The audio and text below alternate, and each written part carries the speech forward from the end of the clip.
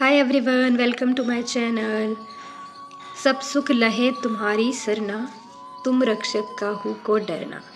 ये लाइंस सिर्फ तो लाइंस नहीं है गाइस, ये हनुमान चालीसा की लाइंस हैं और इनका मतलब है कि जब आप रक्षक हैं हमारे तो हमें किसी चीज़ का कोई डर नहीं है, हमें सब सुख समृद्धि मिल जाएगी या मिल रही है। ठीक है, आप हैं तो हम खुश हैं, जो कि हनुमान जी को हम कह रहे हैं। अगर आपको पता हो तो कलयुग में जो है एकमात्र मोक्ष का जो रास्ता है या सुख शांति का जो रास्ता है वो है हरि भजन, हरि कीर्तन, हरि का नाम जपना है ना। श्री कृष्ण, वासुदेव, श्री रामचंद्र, विष्णु सब एक ही हैं।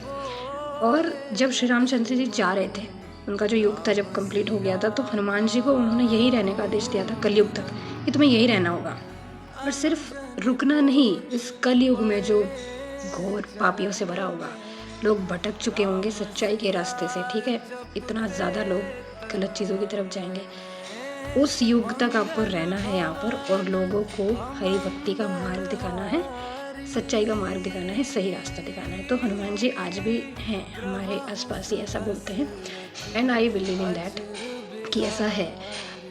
आप लोग भी रिलेट कर पाओगे कि हम सब आज के टाइम में इतना ज़्यादा सेल्फ डाउट से भरे हुए हैं ना, we can't decide quickly, we can't, मतलब हम सोच ही नहीं पाते कि क्या करना है। अगर क्या करना है ये सोच लें तो ये नहीं पता चल पाता कि कैसे, हाउ टू डू दिस। इतना ज़्यादा हम जो है सेल्फ डाउट से भरे पड़े हैं, फियर से भरे पड़े हैं। तो Hanuman ji is the only one who can resolve this all. वैसे तो रामायण में श्री रामचंद्र जी का जो पोर्ट्रेट है वो भी इतना ज़्यादा इमोशनल स्टेबल दिखाया गया है कि चाहे कुछ भी हुआ उन्होंने हंसते हंसते सब कुछ स्वीकार कर लिया है ना। वनवास से लेकर आगे जो कुछ भी ज़िंदगी में आता गया, उन्होंने ये कहा कि ये नियति का विधान है, ये कुछ ना कुछ इसका रीज़न है, जो हो रहा है उसका एक कारण है। ठीक है, तो वो कभी ऐसे इतना हताश निराश नहीं हुए।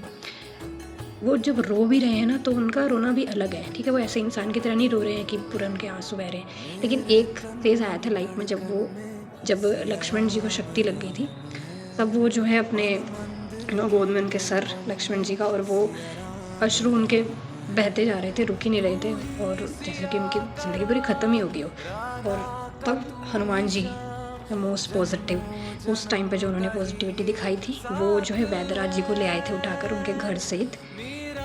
फिर वैदराज जी ने आके जो है उनको देखा था और फिर बताया कि इलाज तो है लेकिन असंभव है। तो बिना सोचे समझे हनुमान जी ने ये कहा था कि मैं असंभव को भी संभव कर दूंगा, आप इलाज बताइए बस।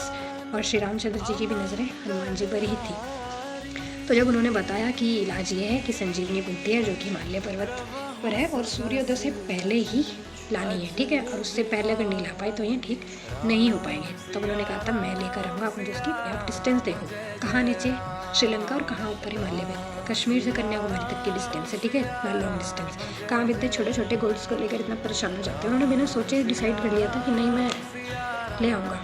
तब उन्होंने पहचान पूछी बूटी की और उन्हें बताया गया कि वो रात में चमकती है। फिर वो हिमालय पर पहुँच भी गए थे। वहाँ पर भी खैर रावण ने एक और राक्षस का इंतजाम किया हुआ था उन्होंने, खैर उस स्टोरी पे नहीं जाते हैं। उन्होंने उसको भी मार के फिर वो बूटी उन्होंने ले ली। लेकिन वहाँ पर हुआ क्या था लेने से पहले ही कि सारी बूटियाँ चमक रही थी।